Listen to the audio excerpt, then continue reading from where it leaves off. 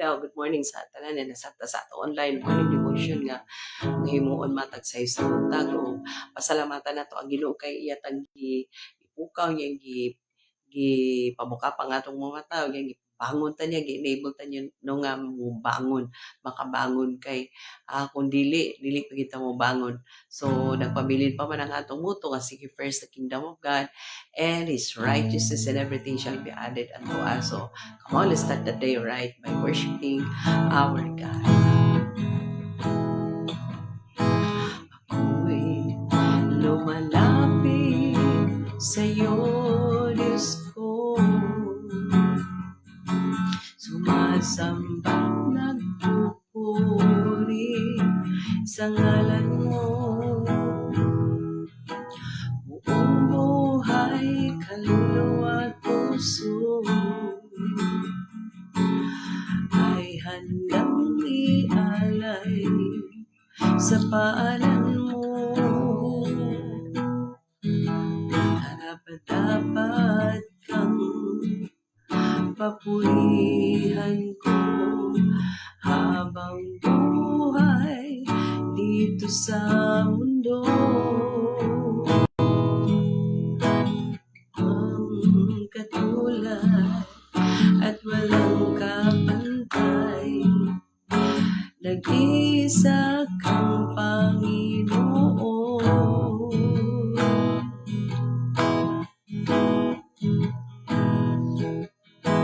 Ikaw lamang, O Jesus, ang maghari sa habang panahon. Ikaw lamang, O Jesus, sasambahin palagi sa buhay ko.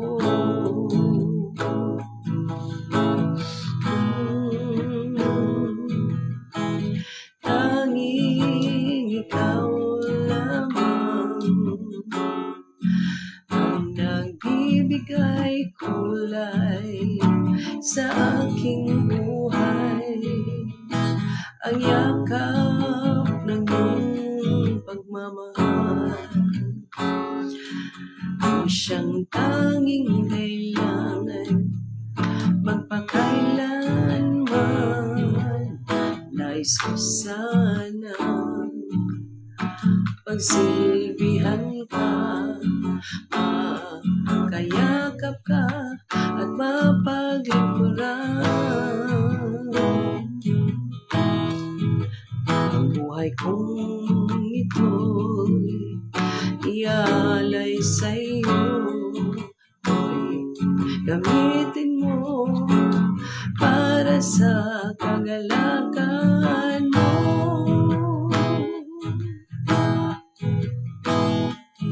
Ikaw lamang, O Jesus, ang maghari sa habang panahon. Ikaw lamang, O Jesus, sasambahin palagi sa buhay.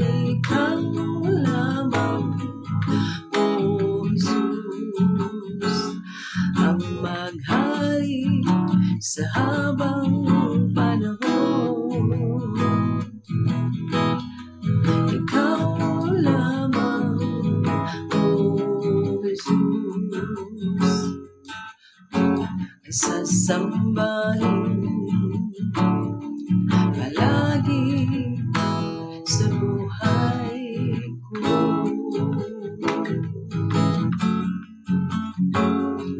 Sasambahin palagi sa buhay ko.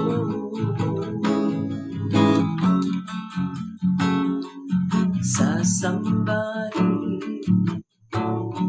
palagi sa buhay ko.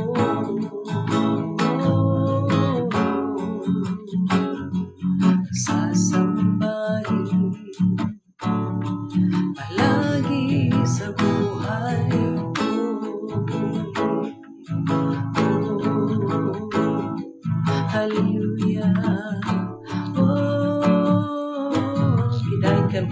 pasalamatan ka na mo, Lord. Dili sa iskabutagon, Lord. Ibayaw na ang mahal nga ngalan, O God. Hallelujah, hallelujah. Mabayaw ka, mapasilungan ka, mahal. Thank you kaayo, Ginoo, Lord, sa imong presensya, sa imong pagbantay ka na mo tipong gabi, Lord. Salamat kaayo nga bisan pa ang kalidad malinaw ni nanong kakatulog ngay imong gi-provide ka na mo, amahan, sa tipong gabi, O God. Ug imo kami nga gipukaw, gipukaw pa nimo ang among mga mata, ug gi-enable mi nimo ang bangon, Lord. Salamat kaayo bisan pa niniglain matahong nga adlaw, Ginoo, Lord, nga Monday, Ginoo. Salamat kaayo, O God, nga aning adlaw, Lord, kasi natin unasam kami nimo, Ginoo, sa imong kamhanan, Ginoo, nga presensya, Lord, sa imong gugma, sa imong kaluoy, tanan, Ginoo, aron lang kami masustain, O God. Thank you, gid kaayo, Lord. Bisan pa sa among online morning devotion, Ginoo, nga ikaw continue nag-cover ka na amahan, ini, Lord, nga orasa, O God. Salamat kaayo, bisan pa sa imong exhortation, nga imong provide ka na mo, amahan, ini sa kabuntago, Lord. Thank you kaayo, bisan pa sa imong pagtugot ng mga kaigsunan karon maka-join, Lord. Salamat kaayo, Lord. Pagkadagan gid kaayo sa ngayon, pasalamatan matag sa isang buntag, Lord. Ang ngayon lamang, Ginoo, tapos lamang, Ginoo. Ang ngayon pasalamatan ka, Ginoo, tungod kay ikaw man ang tinubdan sa tanang butang, Lord. Ikaw anak kanimo ang tanang mga butang nga gikinahanglan namo, Lord, sa among kinabuhi, O God. Salamat kaayo, Ginoo, ni sa kabuntagon dining adlaw, Ginoo, Malunis. Salamat kaayo, dawata ang among mga pagpasalamat, Lord. Dawata ang among mga pagdaig, mga paghimaya, pinaagi sa gamhanan ng ngalan ni Ginoong Kristo nga among Ginoo maluwas. Amen. Hallelujah. So nasabta karon sa atong pag insert ng sabno sa bumpo kapulong sa Ginoo.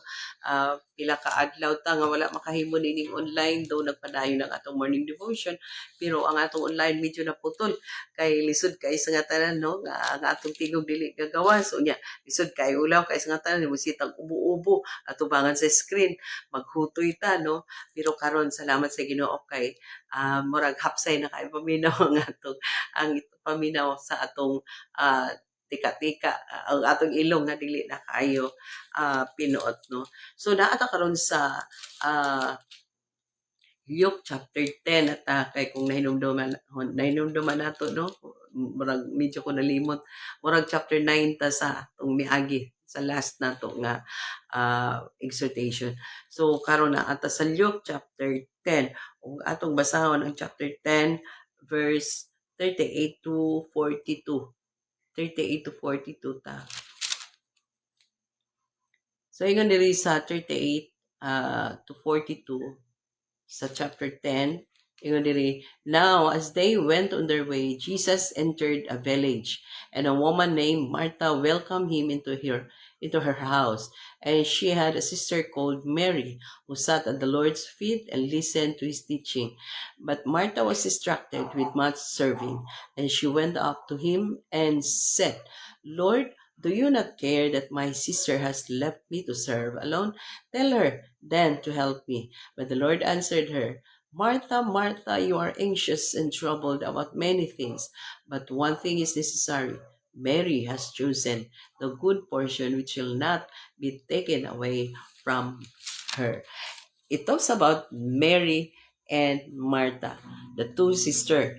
Actually, tulo ni sila igsuon, no, na apil si Lazaro. O muna siya nga morning nga time, morning ni ang tulo ka igsuon, no, tulo ka igsuon nga close to the heart kaayo ni Ginoong Hesus. Kay in fact, pagkamatay ni Lazaro nitulo ang luha ni Ginoong Hesus, no. Pasabot lang mga close gid kaayo niya ni nga mga igsuona. And nakita na to ang story about Martha, kabalo na taani, no, nga si Martha o si Mary, gi-invite ni Martha si Jesus kamato sa ilang balay, no. So tungod kay syempre kung imbitahon ka, dapat ang imong expectation nga ikaw ang resibahon, ikaw ang kay bisita gud ka, no, invited visitor ka. So ikaw dapat ang hatagan o attention.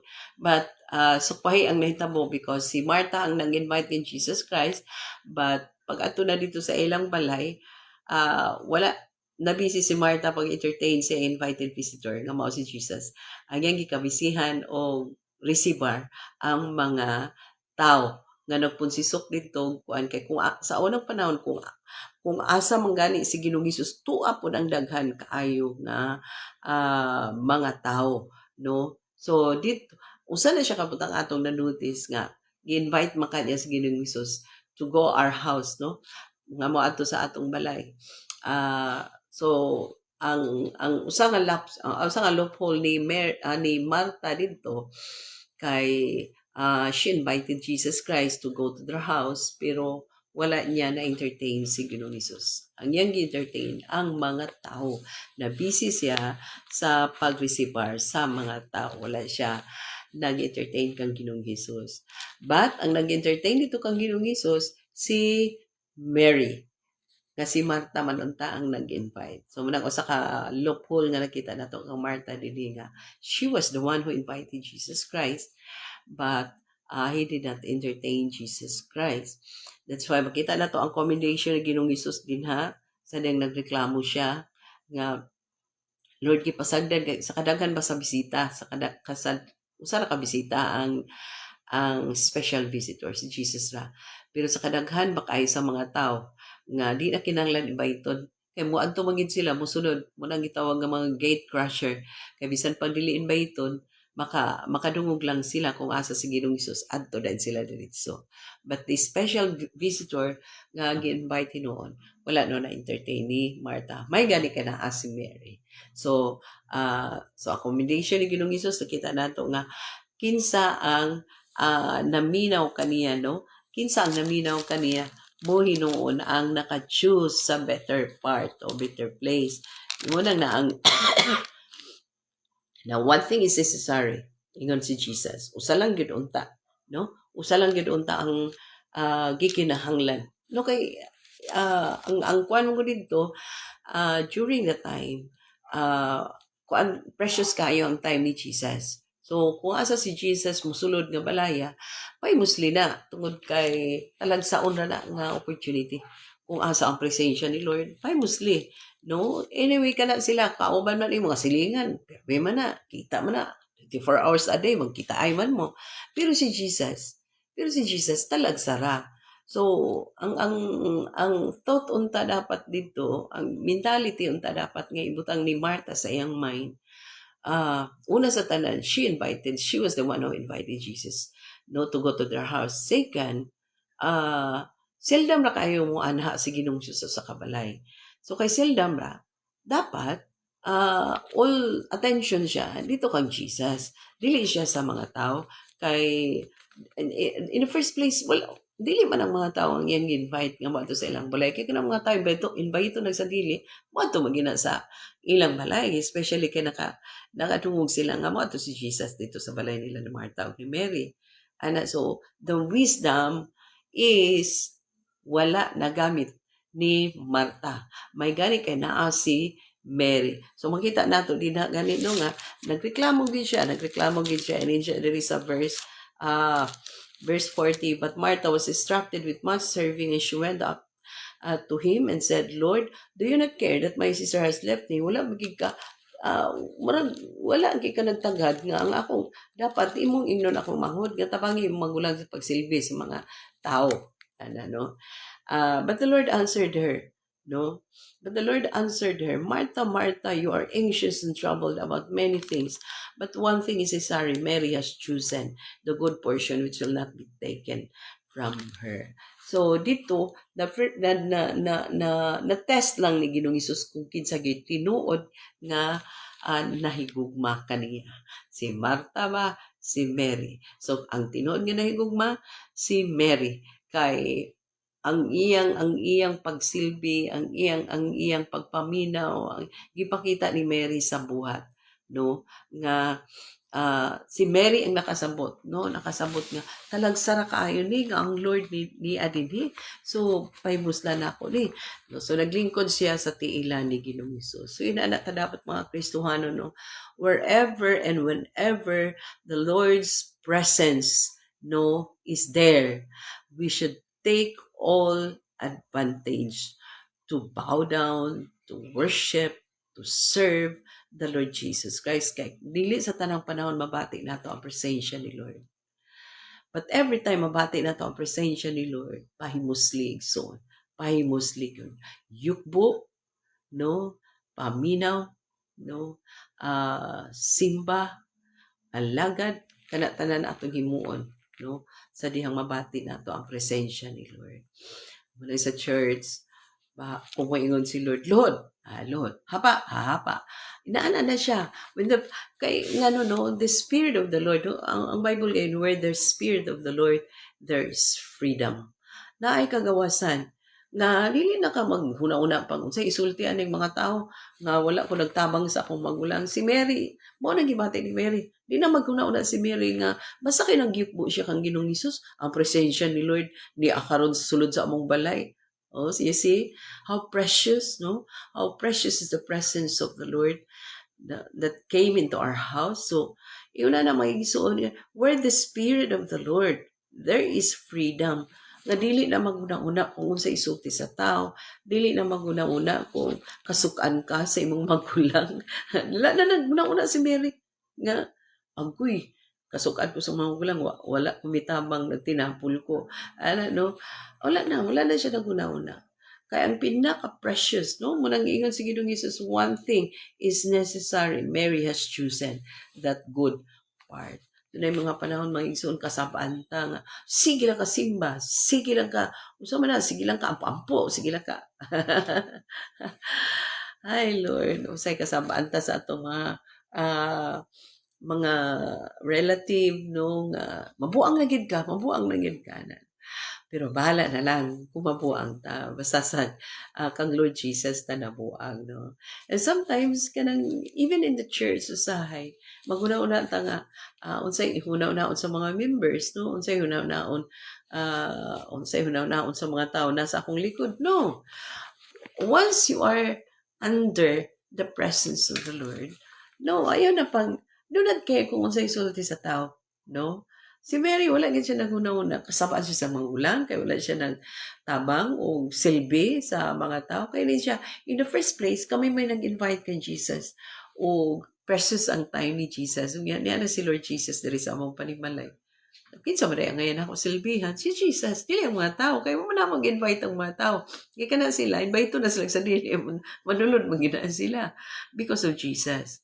So this is one thing. Muna yan siguro, this is one thing that Mary has chosen. Dapat tinaning mga Kristohano, no? Kabalo mo, we need to have wisdom.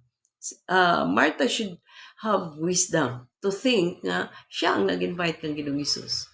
Nga come to, mga ato sa ilang balay, no? Tungod ana, mang-invite ba da ikaw niya pag-abot sa balay, dili ni mo tagad-tagaron, no? Dili. Once ma-invite ka, imong yung resibahon. So, may na lang nga naagid si Mary. Karong mga panahon na, gagmay na kay Mary karon, no? Pero dagan Martha. So, the wisdom is, every time the presence of the Lord is in the house, or every time the presence of the Lord is in the church, or in your the presence of the Lord you can feel in your heart or in your personal quiet time, then take advantage of it. Ayaw saya nga tanang oras, minuto, segundo ay dili dapat sayangon, no? Nga we need to bow down, we need to worship Him, serve Him, exalt Him, kay kana nga moment dili na siya kabayaran. Dili ka na kabugtian sa bisan unsa pa nga kalipay nga gakabati nato sa kalibutan. Bisan unsa pa nga butang cannot be compared. The presence of the Lord Jesus Christ cannot be compared to any other thing, any other occasion Dili gyud makumpara. So every time nga na, then pahimuslig yun mga isa. Papuno yun, Lord. Puna gyud ko, Lord. Lord, puna ko sa iyo. Pasagta ko, Lord. Lord, puna ko sa iyo presensya. Fill me. Fill me with your presence. Fill me with the power of your Holy Spirit. So pahimusli mga ison. Mo nang mensahe karon, no? Pahimusli. Pumabati mo ang presensya ni Lord. Pahimusli. May ison. Lahi kaayo ang manifest presence ni Lord. Lahi kayo. Naman si Lord pirmi. No na si Lord pirmi. But lahi kayo ang manifest presence ni Lord. Kay naay something nga gakakuha gid nimo, gakasalod nimo, gakakaptan nimo when the manifest presence of the Lord is being filled. No? So, anak mga ison, challenge na ako, no? Pag every time nga the presence of the Lord is there, then take advantage. Ayaw saya nga ang oras, segundo, minuto nga nabati niya mga presensya ni Lord. Amen. Natin natin nakutlo karon, no? Sa atong hisgutan about Mary and Martha sa chapter 10 verse 28 to 40. 38 verse 42. Ug mag-ampot ta. Labing balaan, gamanan, may gugmaon. Langit mo na mga amahan. Nagapasalamat gid kay kami, Ginoo Lord, sa imong kaayo sa among kinabuhi nga sa matag karon ug unya ang presensya nimo imong gyud ipabati, O Lord. Salamat ug salamat kaayo sa imong exhortation nga gihatag kanamo karon, O Lord. Lord, nagapray kami karon, Lord, aning adlaw sa mga kaigsuonan nga magapanarbaho, Amahan. Salamat kaayo, Ginoo, nga ikaw ang Dios nga mga pakiguban kanila mag-provide og kusog katakos kabaskog sa panglawas ngadto kanila kaalam, alertness of mind, Ginoo, kanila aron nga ang ilang trabaho bisag lisod makaya ra. Salamat ug salamat kay niya na mga kaigsunan usab na mong aga pang eskwela. Thank you, Lord, nga makiguban ka gihapon, Ginoo, mag-provide kang pambayad sa school, mga expenses pambayad sa school, o mag-provide ka og wisdom kanila panahon sa exam, panahon, Lord, sa mga test nga gahimuon, Ginoo, Lord, makapasar sila, mag-provide kag strong comprehension. Salamat usab sa mga teacher, Ginoo, nga ang kusog katakos usab kanila magadangat, O Lord, ining adlaw lahi gyud kaayo ang kusog katakos nga langiton tungod kay tanan, Ginoo, nga lisod nga mga butang makaya gyud kaayo, Lord. Sa Lord, ihatag kini ngadto sa mga teacher labi na kay classroom, Ginoo, daghang kay mga kabataan so sa classroom nga ilang atimanon. Salamat kay sa mga kinabuhi sa mga teacher, Ginoo. Bisan pa man, Lord, sa mga kaigsunan nga naay mga online nga trabaho, Lord. Thank you sab kaayo, Ginoo, nga imo sab silang pagaubanan diha sa ilang trabaho sa online, Ginoo. Wisdom ihatag kanila, Ginoo. Alert mind, Ginoo, ihatag kanila, Ginoo. Tudloy sila pag-honor kanimo diha, Lord, sa online. Bisan pa man, Ginoo, sa mga kaigsuonan nga naay mga business nga gipang-manage, Lord. Salamat kaayo, Ginoo, Lord, nga ikaw sa mga tabang pag-manage sa ilang business, Ginoo. Unseen nga partner, Ginoo, sa business. Ikaw, Lord, nga ikaw ra naa kanimo ang kagahuman sa pag-asinso, Ginoo, sa ilang negosyo, O God. Ikaw ang unseen partner, Ginoo, sa tuloy sab sila, Ginoo, sa pag-honor kanimo kanunay, pag-acknowledge kanimo kanunay, pagpasidungog kanunay kanimo, Lord, aron nga prosper padayon ang ilang business. Dalaygon ka gid, Lord, sa walay katapusan, Amahan. Thank you kaayo sa imong padayon nga pakig-uban kanamo nining adlaw Monday. Dalaygon ka, Lord, dawata ang among mga pagpasalamat, Lord, pagdayeg paghimaya pinaagi sa gamhanan nga ngalan ni Ginoong Kristo nga among Ginoong maluluwas. Amen. God bless us all. Nahihirit pa gino.